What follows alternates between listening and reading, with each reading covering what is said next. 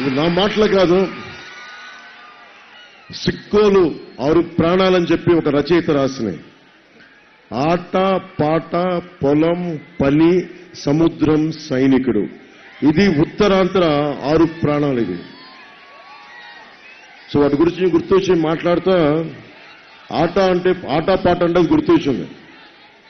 అంటే తాడి సెట్టెక్కనేవు తాడి కళ్ళు తెంపనేవు, ఈత సెట్టెక్కనేవు ఈత కళ్ళు తెంపనేవు, తాడి సెట్టెక్కనేవు తాడి కళ్ళు తెంపనేవు, ఈత సెట్టెక్కనేవు ఈత కళ్ళు తెంపనేవు, మళ్ళీ ఓ మళ్ళీ ఓ మళ్ళీ నీకెందుకురా పెళ్ళి, ఓ మళ్ళీ నీకెందుకురా పెళ్ళి. ఈ పాట నేను మిమ్మల్ని సినిమాల్లో పాడానని చెప్పడానికి చెప్పట్లా, మళ్ళీ ఓటు అడగడానికి జగన్ వస్తున్నాడు, అందుకని మళ్ళీ ఆయనేమో నువ్వు తాడి చెట్టు ఎక్కలేవు ఈత చెట్టు ఎక్కలేవు అన్నావు, నువ్వు సిపిఎస్ రద్దు చేయలా, ఫీజు రీఎంబర్స్మెంట్లు చేయలా, డిఎస్సి నోటిఫికేషన్ ఇవ్వాల ఇలా, మహిళలకి ప్రాణరక్షణ కల్పించలా, అడ్డగోలుగా సముద్రం మొత్తం మత్స్యకారులకి నిలబడలా, ఇక్కడ కూర్చోబెట్టి అడ్డగోలుగా వేలాది ఎకరాలు దోచేశాం, భూముల్ని రక్షించలా. మనం మళ్ళీలాగా మళ్ళీ మన జగ్గుబాయికి ఎందుకే నీకు ఎన్నికలు, ఎందుకే ఓటును. సో మన మళ్ళీకి చెప్పండి, వైసీపీ మళ్ళీకి నీకెందుకే పెళ్లి మళ్ళీ చాలా చాలేదు. నేను నాకేం సరదా కాదు పాలిటిక్స్, నాకు పాలిటిక్స్ బాధ్యత. దేనికి బాధ్యత? నాయకుడు అనేవాడు ఒక ఎన్నికల కోసం వస్తే మనకు అవసరం లేదు, ఒక తరం కోసం ఆలోచించగలిగితేనే అది నాయకుడు. ఒక మిలిటరీ వ్యక్తి కావాలి అంటేనేమో ఎంట్రన్స్ ఎగ్జామ్స్ రాయాలి, పోలీస్ అవ్వాలంటే ఎంట్రన్స్ ఎగ్జామ్స్ రాయాలి, డిఎస్సి నోటిఫికేషన్ రాయాలంటే ఎంట్రన్స్ ఎగ్జామ్స్ రాయాలి.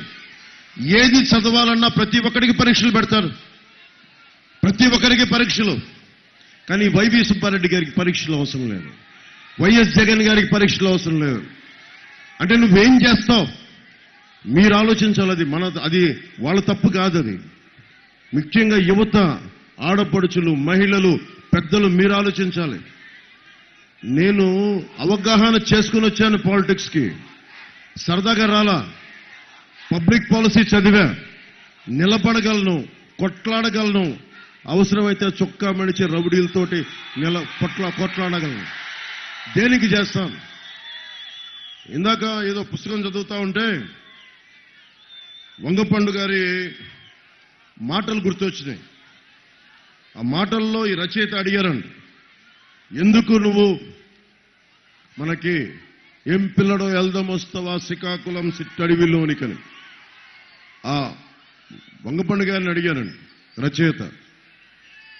ఎందుకన్నా నువ్వు ఇంత ఉద్యమకారుడిగా అయ్యావు, ఎందుకు గజ్జెగడతావంటే, మనిషిని మనిషి గౌరవించే గుణం లేనప్పుడు, ఇది నాది, ఈ రిషికొండ నాది, ఈ మొత్తం సర్క్యూట్ హౌస్ నాది, అన్ని భూములు నావి అని ఎవడు పడితే ఇది నాది నాది అంటే, ఇదంతా నా సొంతం, ఉత్తరాంధ్ర నా సొంతం, వైజాగ్ నా సొంతం, ప్రజలందరూ నా సొంతం అని ఎవడన్నా సరే హద్దులు గీసి పెట్రెగిపోతే అప్పుడు నాకు కడుపు మండి గజ్జె కడతాను.